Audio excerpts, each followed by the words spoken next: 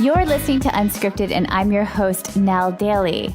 I have built a media agency. I'm the founder of Well and Being Global. I do lots of TV commentating because I'm both a journalist and, ironically, a formerly trained psychotherapist. And I know, there's another and. I'm a single mom with 3 kids. So bottom line, if I can do a lot of what we're talking about on this program, then you can do it too, for sure. I'm here to answer your questions and inspire you, keep you motivated, introduce you to some really, really cool people, and hopefully entertain you. Because in the end, here's the deal, guys. As the late John McCain once said, and I'm quoting roughly here, serving others gives your life a special meaning. And that's pretty much the truth I've built my whole entire existence around. So today, I'm bringing you a really open-hearted and in-depth interview with the one and only goddess from Australia, Melissa Ambrossini. I'm still just like pinching myself that Melissa agreed to be on the program. Melissa has not just 1, but 2 best-selling books. She has a super popular podcast called The Melissa Ambrossini Show. And if you don't have a girl crush on her already, you certainly will after this interview. She gets raw with me, which I just so appreciated. She's like your girl next door. And she immediately just answered my questions and opened up her heart and just told the honest truth about her life. We talk about her broken open moment of being hospitalized in her early 20s and how she built herself back up and into this incredible woman and spiritual teacher and entrepreneur that she is today. She is going to give us an intimate look into her life with her husband, who is a singer and a songwriter and a bit of a rock star down there in Australia and internationally, actually. His name is Nick Broadhurst. And she's going to give us some concrete tips on how to keep the lines of communication clear when it comes to our relationships with others. So without further ado, Melissa Ambrossini.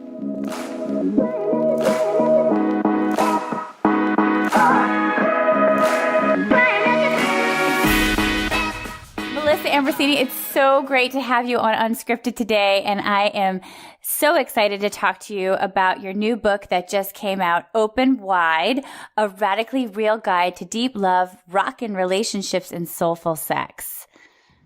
Thank you so much for having me, beautiful lady. How are you? Very, very well. It's coming into summer here in Australia, so it's all good vibes. Tell me, what was the premise of this book? What was the inspiration behind it? Well, basically, every book I write is a book that I wish I had have been given in my earlier years. So I write for my younger self, basically. And it is exactly what I wish someone had have handed to me. Would have saved me a lot of time, stress, money on therapy, and tears in the process. I love, Toni Morrison said that. She said she always wrote novels because she couldn't find anything that she wanted to read. So I love that idea. Yeah, that's exactly why this book came out, and it's what I wish I had been given. But also, for me, writing is a choiceless thing. It's not something that I'm like, I'm going to write a book. Of course, I think that as well, but it's a very divine, something is working through me, whether you call it the muse or the divine, whatever it is. But for me, when I sit down and I am open, the information, the words just come pouring through me. So that was, one of the reasons why I wrote it was because it was a divine intervention, I guess you could say, but also I wish I had have been given this book when I was a lot younger. Have you always been a writer? Have you always journaled since you were little? Because most people who say that that's why they come to the page and use their pen is in the way that you just described is because they've always been compelled to be a writer. Not at all. No. That's great. And I wish I could say, yes, I've journaled all my life. And I remember journaling as a 5-year-old and pulling out my journal from under my bed and just scrawling for hours. No, that wasn't me. Like, I did not journal as a child. I didn't like English at school. I mean, I did okay at English. I wasn't like the best at English because I wasn't interested in the topics that we were learning about. And I think that's really important. You've got to be interested in what it is that you're actually learning about at school. But no, I wasn't a journaler as a child. It came to me through hitting rock bottom in 2010. And for those that have read Mastering Your Mean Girl, my first book, that experience in 2010 where I ended up in hospital changed my entire life. Before that, I was living a very different life to the life that I live now. There's like before 2010 and then after 2010, and it feels like two completely different human beings and two completely different worlds that I existed in, almost like a past life and then my real life that I live now. And before 2010, I was living a very tumultuous life. I was burning the candle at both ends. I was an actress and dancer, trashing my body, very unhealthy relationships with myself and with other people. I lived off junk food. I went out and partied and took drugs because I was trying to numb the pain that I felt deep within myself, and ignored all of the warning signs from the universe, God, love, whatever you want to call it, for many, many years. I ignored those warning signs to stop and slow down and to look at myself, but I didn't want to. I was so scared. I'd never sat with myself before. So for me, that was just a very foreign concept. And so, can you tell the listeners what that rock bottom moment was? Sure. Yeah. So I actually, like I said, I had ignored many warning signs, getting sick, injuring myself, like, snapping my ankle on the dance floor at a nightclub, completely off my face, drunk as anything. And just, I think back to that girl and I'm just like, oh dear goodness me. Thank goodness no one has footage of that stuff. But the final straw for me was I ended up in hospital with a whole host of health issues, not just one thing. So I had thyroid problems, chronic fatigue. My entire immune system shut down and started attacking itself. So autoimmune issues, which is what autoimmune issues are, is when the body starts to attack it because there's so much inflammation in the body. And this was from what I was eating, the thoughts that I was thinking, the lifestyle that I was living, everything. It was just a combination of everything. It was one giant cocktail of mess. And then because my immune system was so low, I got the cold sore virus. This was how my body was trying to release. And I'd never had a cold sore before in my life, but I had them all over my face. Like you could see from under my eyes, not on my forehead, but from under my eyes down to my chin was covered in cold sores. Yeah. And then all inside my mouth and then all down my throat. And so I was in excruciating pain and was rushed to hospital and, put on every cocktail of drug and antibiotic and antiviral. I was also dealing with depression and an eating disorder, so I was on antidepressants, and I was also on anxiety tablets because I was having anxiety and panic attacks. So it was one big mess. And when I was in hospital, I remember going in, I think, like on a Saturday and not waking up until the Wednesday. And I had no idea what was going on or what was happening. My mum was with me, and I remember waking up on the Wednesday, I think it was the Wednesday, and she's like, "Oh, hi, darling, how are you?" And I was like, "What?" Like, not really sure what had gone down. The last thing I know, I was being wheeled in with, morphine strapped into my arm and just being in excruciating pain. It felt like piranhas were eating my face. It was so painful. Or, like there was an open wound and someone was rubbing a knife up and down this open wound or something like that. That's kind of how I describe it. And then when I woke up, I said, I'm going to go to the toilet because I don't think I'd been to the toilet in 3 days. And she said, "Darling, okay, do you need some help?" And I was like, no, I'm okay. And she said, "When you go into the bathroom, just don't look in the mirror." And I was like, oh, okay, of course I'm going to look in the mirror now. Right. Because I didn't know how bad it had gotten because they'd put me on so much antivirals, antibiotics, that all of the sores had then started to scab. So it looked like someone had taken a blowtorch to my face. And I walked into the bathroom and just burst into tears, and went back to bed. And, it was a very challenging time. But one of my friends sent me, there was about 3 friends actually, sent me a big box of goodies. And in that box of goodies was Louise Hay's You Can Heal Your Life. Mm-hmm. That book changed my life from that moment.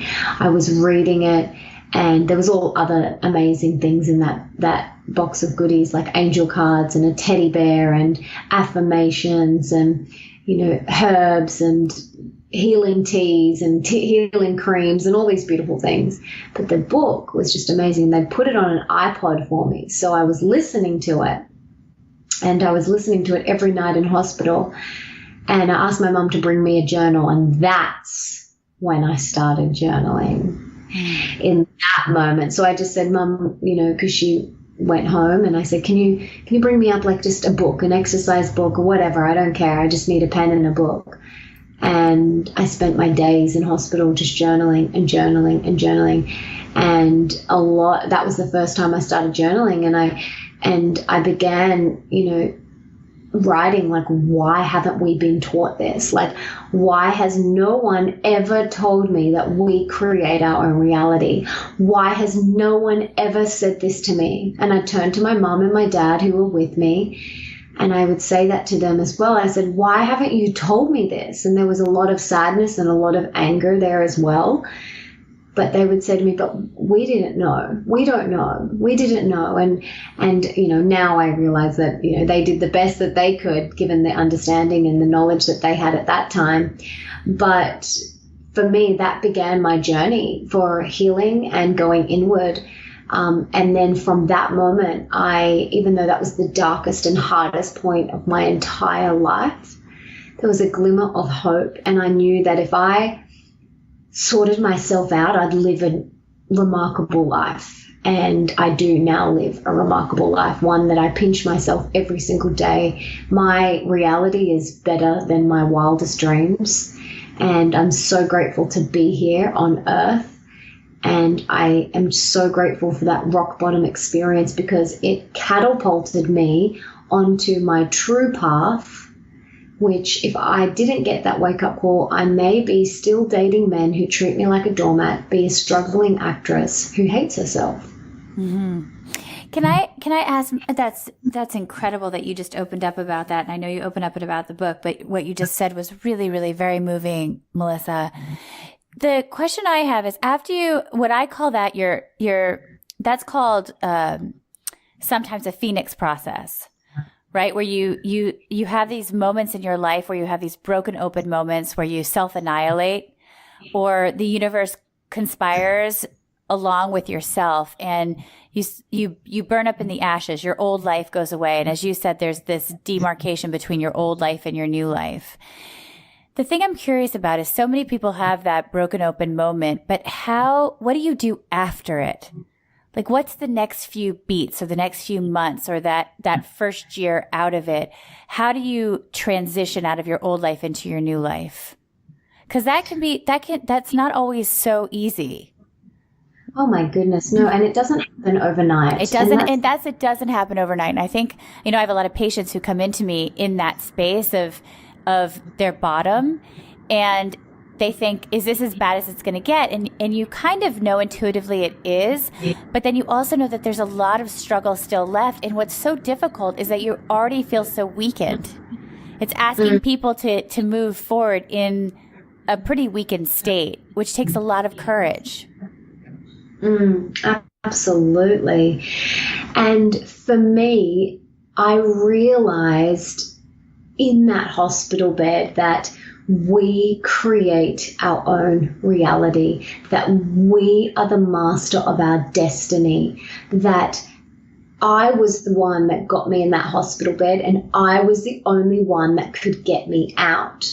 So they're pretty full-on hardcore truths to realize. And it didn't come, the next day I just didn't wake up and go, oh, okay, my life is all rosy. No, that's not what happened. I had to continue to trust those realizations and continue to put one foot in front of the other every single day.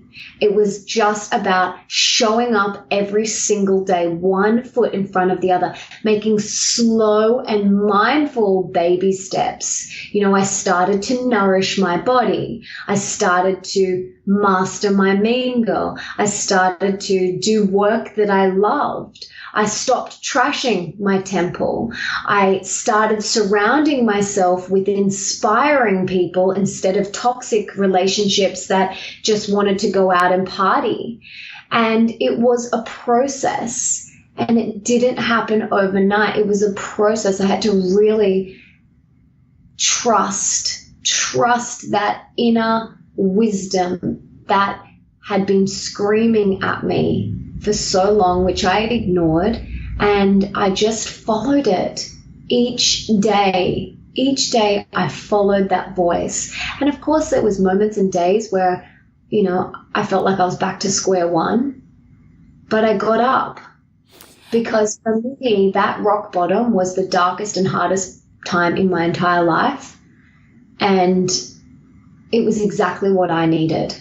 When you gave up, so you gave up being an actress, which is giving up a vocation and a profession that you studied, I'm sure, for many, many years to do. And so was the voice inside of you, what did it say? Did it say, I'm just going to heal for a while and then I want to become a healer? How did you make the transition from the rock bottom moment to being who you are now in terms of your professional life? Okay, in terms of professional life, so I did acting, TV presenting, and I was a professional dancer. So I started dancing at the age of 3 years old. So and when I hit rock bottom, I was 23 or 24. I can't even remember now. It feels so long ago. 23, 24. And so I had danced my entire life. I went on to dance at the Moulin Rouge in Paris. I went on to dance in London. It was my life and my identity. I had wrapped my identity around what I did for a living. Who was I without that title? And that was something really challenging for me to grasp. But like I said before, there was a few years before I hit rock bottom where I kept on getting these little nudges and wake-up calls from the universe, which I ignored. As Joseph Campbell says, the phone is ringing and I wasn't picking it up. I love that quote. That's a great one from him. Yeah. Yeah. So the phone was ringing for like 2 years before and I didn't pick it up. And I picked it up when I was in hospital and I went, all right, cool. What do you got to say? But before that, I didn't. And there was a deep uncomfortable feeling within that I knew that this wasn't my path anymore. I no longer enjoyed performing. I no longer enjoyed being in front of the camera. It wasn't my truth anymore. I knew there was something else for me to do. I knew that I was here to do something bigger. I knew that I had more to share. I just didn't know what it was. And so when I moved back from London, I'd also said to myself that I was maybe going to give up the dancing and just really focus on the acting, because dancing has an expiry date as a professional dancer, but you can go on to do acting. But I didn't love it. You get treated like crap. You do 15-hour days and, you're in a swimsuit in the water trying to act, kissing a guy you don't want to get, like, it's not glamorous. It's really not glamorous. And you're eating disgusting catering food. It's not fun. And I didn't enjoy it. And I know there's hardcore actors out there that just live and breathe the art. And they are born to do this, and hands down to them, like kudos to them. But it wasn't my path. Like, I didn't enjoy it. And then on top of that, the pressure to look a certain way, especially being a dancer and an actress as well, like to look a certain size, to not, to have flawless skin, to be a size 0, like it's a lot. And it planted a lot of self-doubt and unhealthy behaviors within me. That's when, my eating disorder became really strong, and it's just not fun. And so I ignored these warning signs and I ignored the phone. And then kind of when I was in hospital, there was a tiny bit of relief.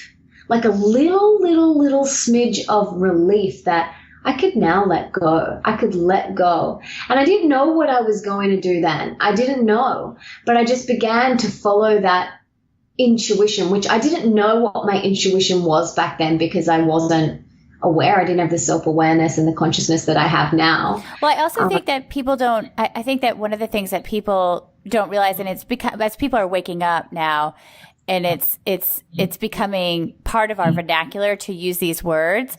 But 7 years ago, people weren't talking about spiritual awakenings, really. I mean, not as much as they are now, right? And so you don't even have a language in which to use to talk about what's your intuition, or how do you find it, or how do you hear it. Exactly. And I just began to follow my intuition. I didn't know what that was then, but I just knew it was a feeling in my gut. And I would not, if you had said to me, oh, you're following your intuition, I would have been like, what's that? But, I just followed my gut, and I wanted to learn how to heal my body. So I went on and studied holistic nutrition. And then that led me down the path of yoga. And I went and did my yoga teacher training. And that led me down the path of energy healing and energy work. And I went and became an acuenergetics healer. And that led me down the path of, life coaching and counseling. And then that, it just snowballed and snowballed and snowballed from there. And I believe that before 2010 was my dress rehearsal for what I'm really meant to be doing, which is what I'm doing now, writing books, speaking all over the world, and inspiring people to live their best life. This is what I'm here for. And I believe that I had the acting and TV presenting and the performing experience in my past life, quote unquote, because it's given me the tools that I need to express myself with what I do now, running my podcast and speaking and book tours and all of that amazing stuff that I get to do now. So I believe that that was my rehearsal for what I am meant to be doing here on this earth. Tell me, so you wrote Mean Girl then, and Mastering Your Mean Girl. And when was that originally published? In 2015? 15, yes. And so you wrote that, and then now you've written and published Open Wide. Tell me what in the book you say that it's the book that you wish you had gotten when you were younger. What is it about sex and relationships that you wish you had known back then that you want to tell everyone about now? Gosh, so much. But for me, I didn't know that relationships are our biggest game that we play. And we're born into this world and we're thrust into life without a manual. It's like sitting down to a chess or a Sudoku game and no one telling you how to play. You would be sitting there lost and confused for a very long time. I mean, I don't know how to play those things. And I definitely don't know how to play chess. Me neither. But I have a 9-year-old stepson and he's amazing at it. And he's like, here, I'll teach you. And I'm like, I'm not even interested. But it's like sitting down to a chessboard and no one telling you, and you're just sitting there and you're confused and you're fumbling and you're like, I don't really know what I'm doing, but I'm just going to, maybe I'll move that piece there. I don't know. We'll see how it goes, see what happens. And that's relationships. They are our biggest game that we play, yet no one gives us a manual. No one tells us that they are our biggest game and our biggest source of happiness, and also can be our biggest source of pain if we let them. So this book is a relationship guide. It's a radically real guide for you to experience deep love, because that is what we're here for. Not surface level, superficial love. We're here for deep love and rocking relationships, because that is what we are freaking here for on this earth. And soulful sex, because I'm not here for junk food sex. There's junk food sex, which is quick, fast, easy, no connection, no vulnerability, no openness, quickly get your rocks off. And then there's deep, soulful, heart-opening, vulnerable, authentic, crack you wide open, real, connected, soulful sex. And everyone is worthy of that, and everyone can experience that. And when you do experience it, it's mind-blowing, and it's a godly experience. It's a connection with oneness or love or unconditional love, whatever you want to call it. And the junk food sex will no longer be enticing for you at all, because you have this deeper connection that you crave. How, I've done a TEDx talk about intimacy, and I would call myself really an intimacy junkie. It's part of the reason I do what I do. You're sitting in a room with people and you're hearing about their soul and their experience here on earth, and you're communing with them. There's a lot of ministering that goes on with it. But I quickly realized when someone said, would you do a TEDx talk at my old college? They asked me to do one.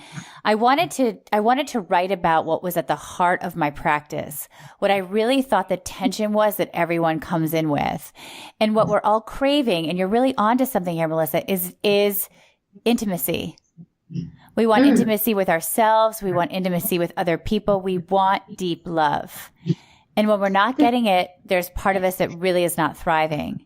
How do you go about in Open Wide teaching how to get and receive and give deep love?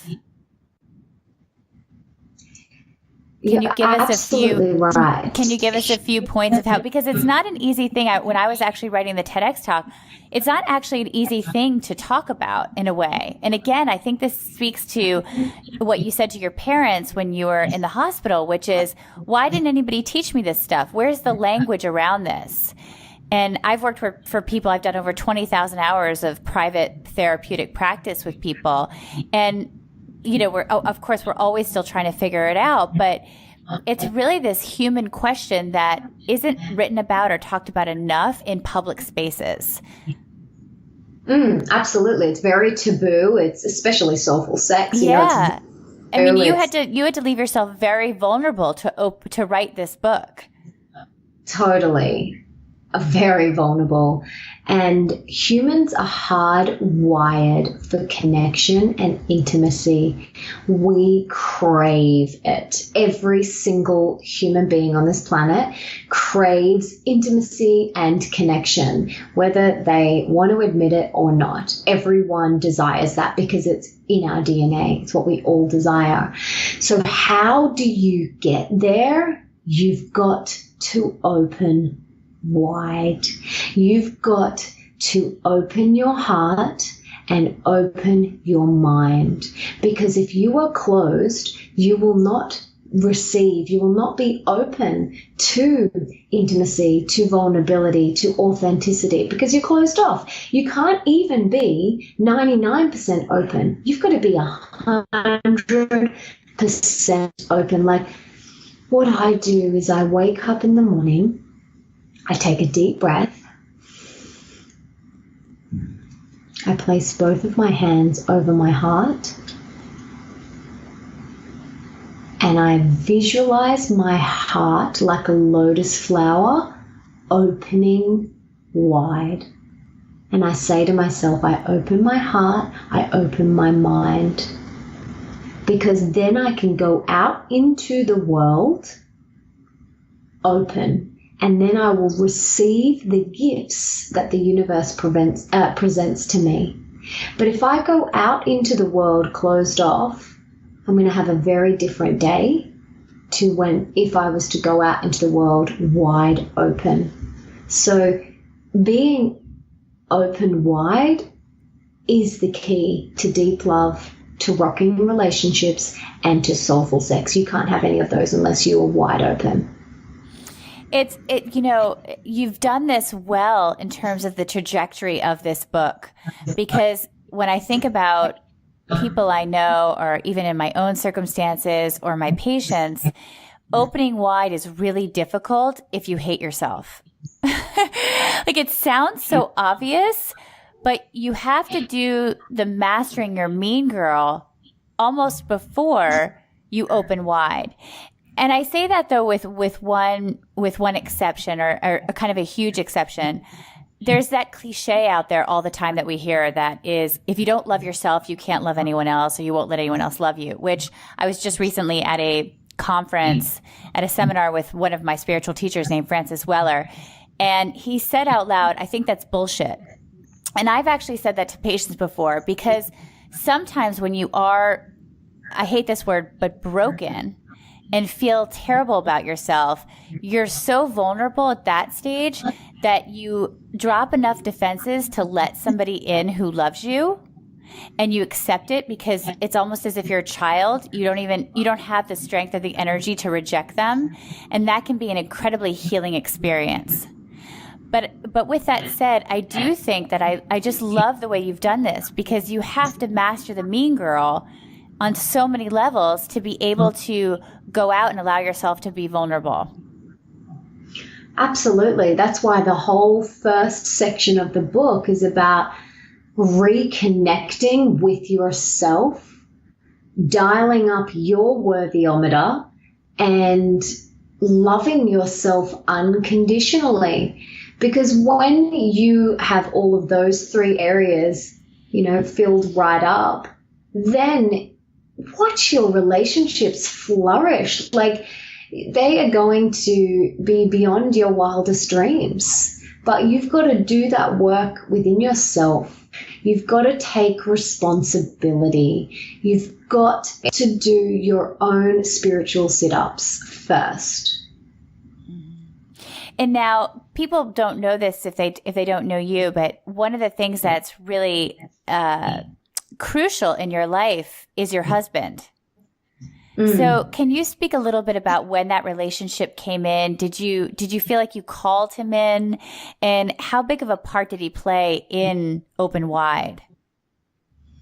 Yeah, so before I was with him, I was single and doing a lot of spiritual sit-ups.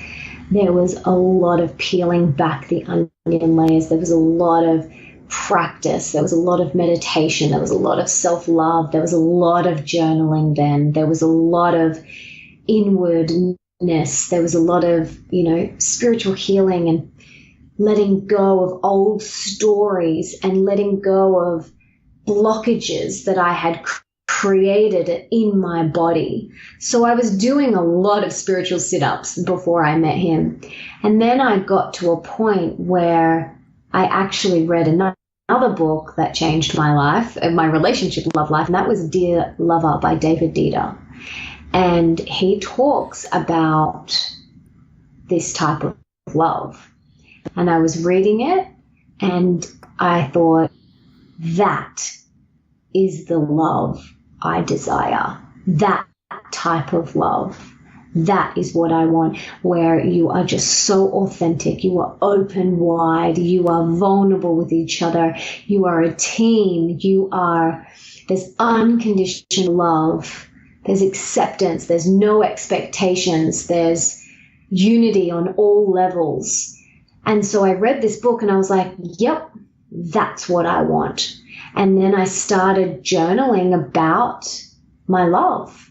I started journaling about what I desired, how I wanted to be in this relationship, how I wanted to feel in my relationship. And I got crystal clear on this. And I did this for a couple of months. And Nick and I actually knew each other for about 3 years before this moment. But he was in a relationship and I was in one before that. And it's like the universe, said, you guys aren't ready to meet properly yet. Even though we had met many times and we'd spoken to each other, it's like the universe was like, not yet, not yet, not yet. You're not ready yet. And so literally once I'd done all this work and I was like so clear on the type of union that I desired, bang, he walks into my life. Within like 2 weeks, we run into each other. We've never run into each other. And he worked on one street. I lived in the parallel, but on the next street. We never bumped into each other. Then all of a sudden, we bumped into each other. Where did you bump into each other?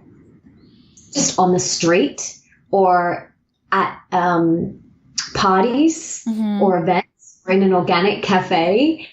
And it was just crazy, and then we had dinner together with a few friends and it was just so divinely guided.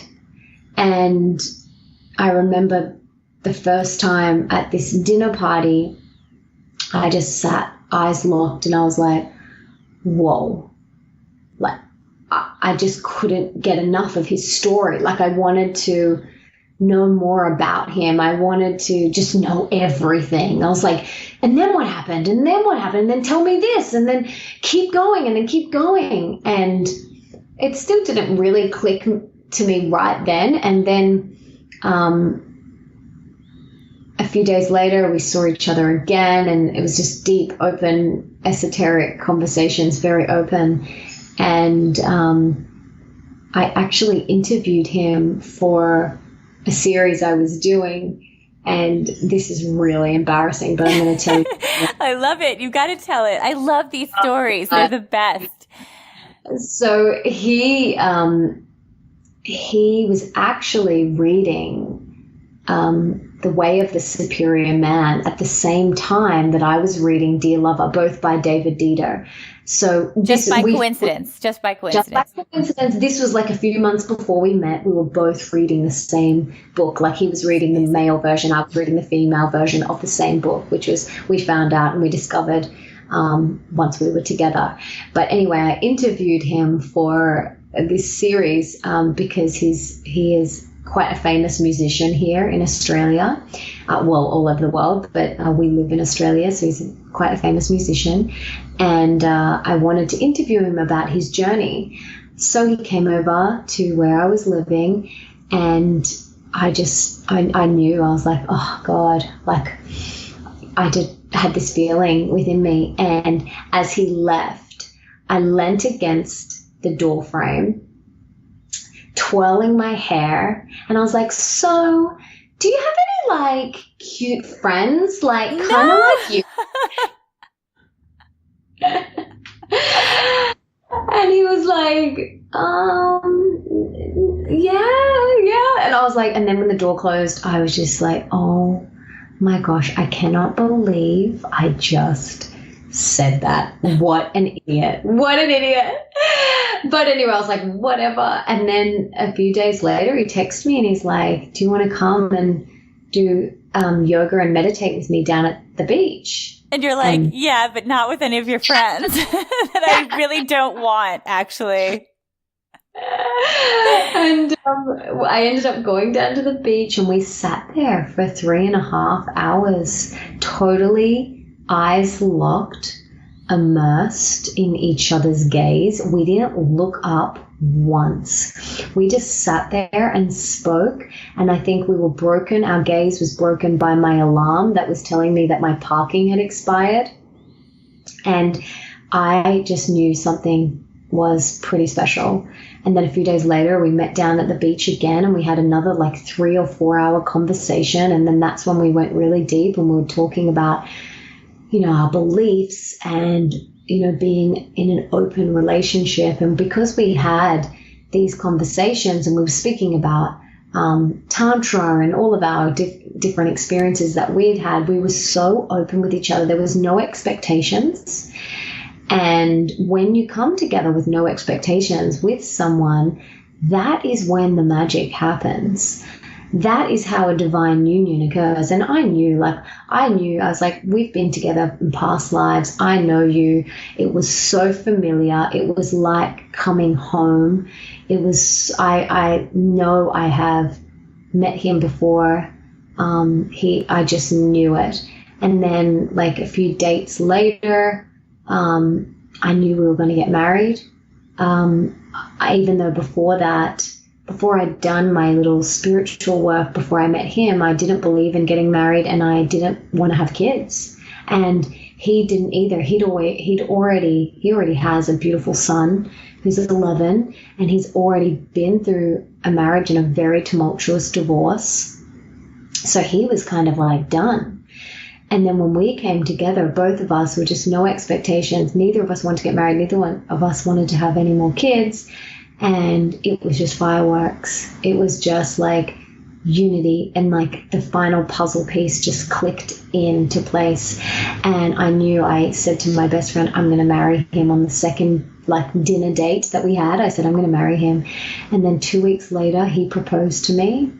And about 5.5, 6 months later, we were married. And that was like 4 years ago now. Amazing. What a beautiful story. How did he feel about you writing Open Wide? I mean, he's an artist in his own right. He's a musician. You guys collaborate artistically together. I've seen some of the collaborative work you've done, and I'm fascinated by a performance piece that you're actually doing live now for Open Wide, which seems incredible. And I'd like you to talk a little bit about that as well. And I'm hoping it'll come to the States. But how did he feel about you exposing so much of your lives together in your book? Oh my gosh. He was like, share more. He's like, share more, share more, share more. Go for it. Share more. Like he is like, if it is of service, share it. It's me that's like, I feel too vulnerable and I don't know, and it's got my name on it, not your name. So true. So he is just so supportive and so open and does it, you know, all of his art is to support and serve and inspire people. So for him, it doesn't bother him. He does not care one bit. And is there anything in the book that talks about how you teach people how to handle conflict in relationships? Is there one thing that you've learned through your marriage, right? Because we hear a story like that and so many of us go, oh my God, I want that kind of love. But I know from being a marriage therapist for many years and for having 3 kids and already having been married for over a decade and having been divorced, that it's not easy every day. No. So before we end this, do you have any advice you could give the audience about how you handle it when it feels off? Mm. Oh my gosh, absolutely. And this is, I've been married for 4 years, like that you've been married for over a decade, like, and I'm sure it'll shift and change even more. And as the years go on, but from what I've learned, the best relationship tool that I can give anyone is practice what I call CCC, crystal clear communication. And what crystal clear communication is not wishy-washy, vague, I think he can read my mind when he can't communication. It is when you sit down, you open wide, you speak from your heart, and you start with, honey, I feel, and you go on. Not, you made me do this and blah, blah, blah. That is not crystal clear communication. So whenever there is a breakdown in my marriage or my relationship, whenever there is a breakdown, one of us has forgotten to practice CCC. And it doesn't matter who, that's irrelevant. What matters is, okay, we are aware of it, and what are we going to do about it? And sometimes it takes one person in that moment, the stronger person who isn't as triggered, to go, hey, honey, I think we're not practicing CCC at the moment. Why don't you go for a walk, and then we'll come back and we'll reconnect when we can both practice CCC together. And that has been the best relationship tool that I have ever seen. It is the only thing that works that I've seen in all of my friends and all of the clients that I've worked with. And I know that whenever there's a breakdown, someone hasn't practiced it.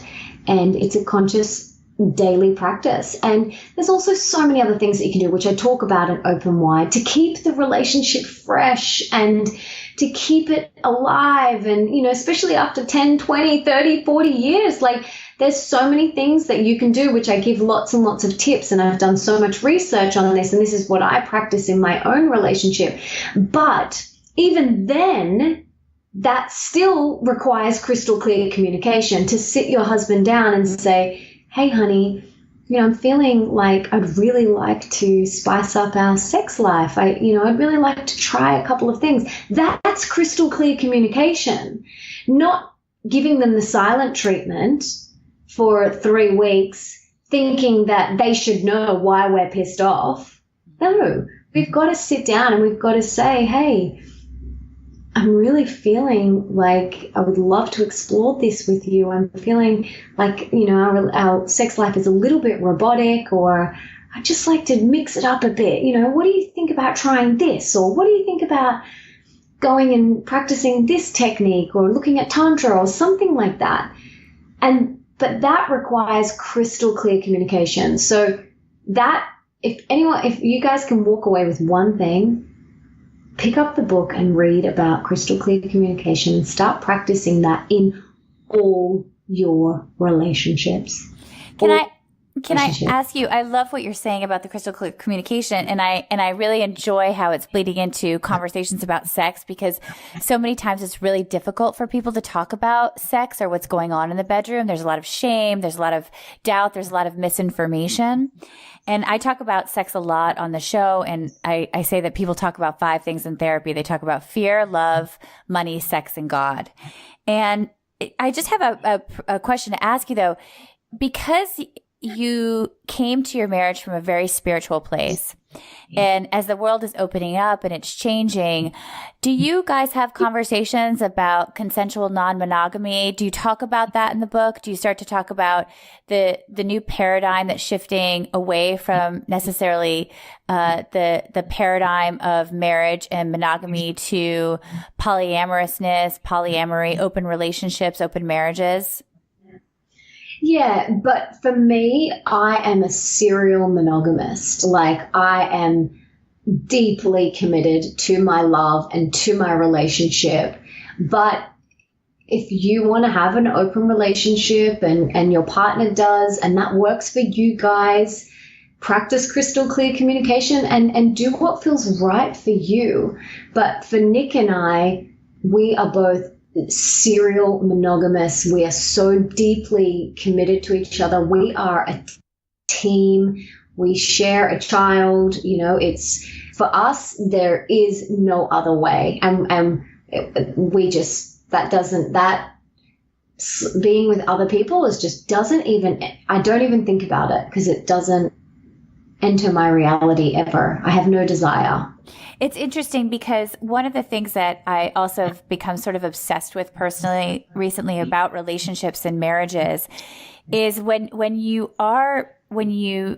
coming to it from a very spiritual place and you're a very spiritual person, there's this concept out there that I think being in a marriage is a really beautiful way of practicing devotion, daily devotion to something other than yourself.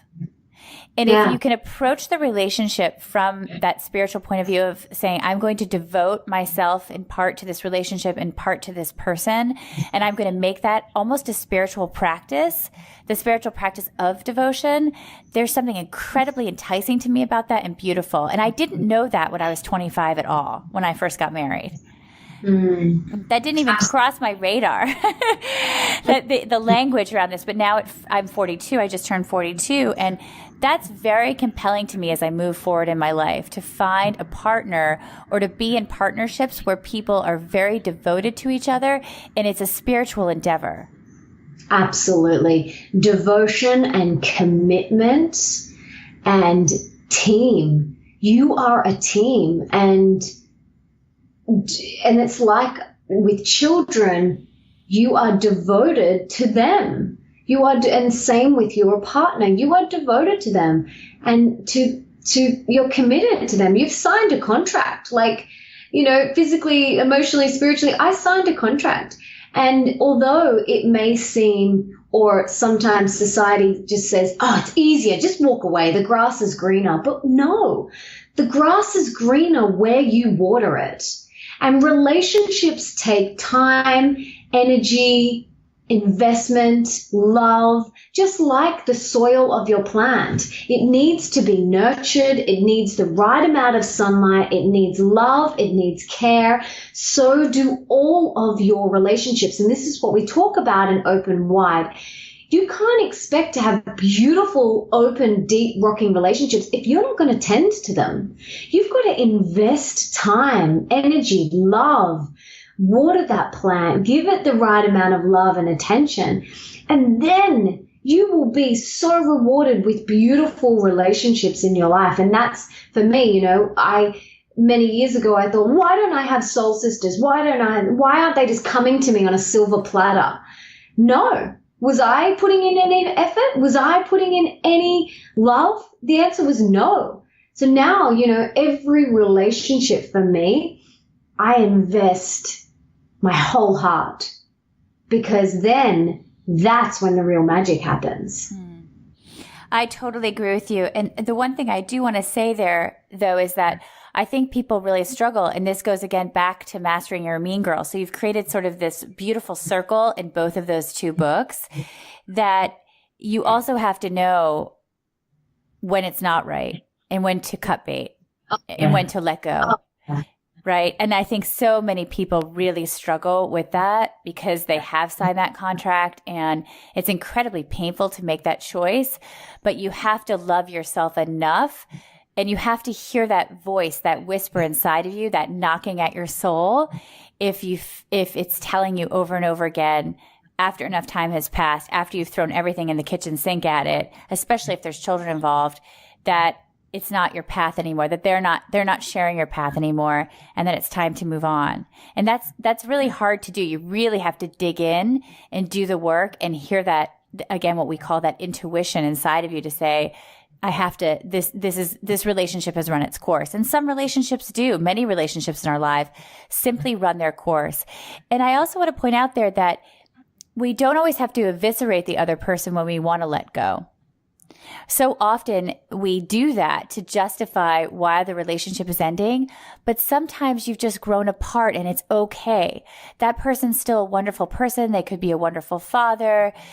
That's not the issue. The issue is that the two of you have grown apart, and it's okay to let that go without creating all that negative energy in the universe within your family by completely eviscerating the other person to give you an excuse to leave. Absolutely. Absolutely. I totally agree with you there. Melissa, is there one last question I wanted to ask you? Is there anything that people don't ask you that you wish they would?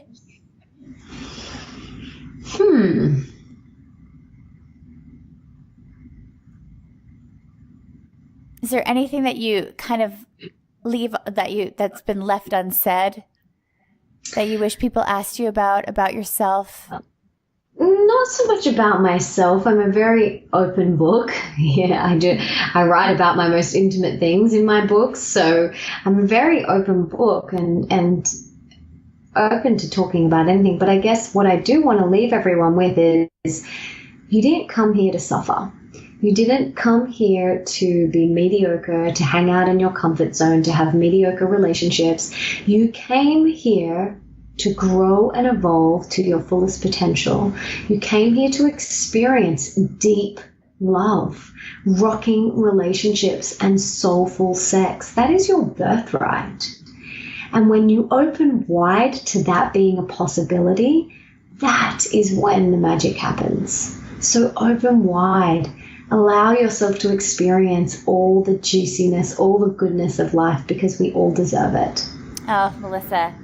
Beautifully said. Thank you so much for being on Unscripted today. It was wonderful having you. Thank you for having me, beautiful lady.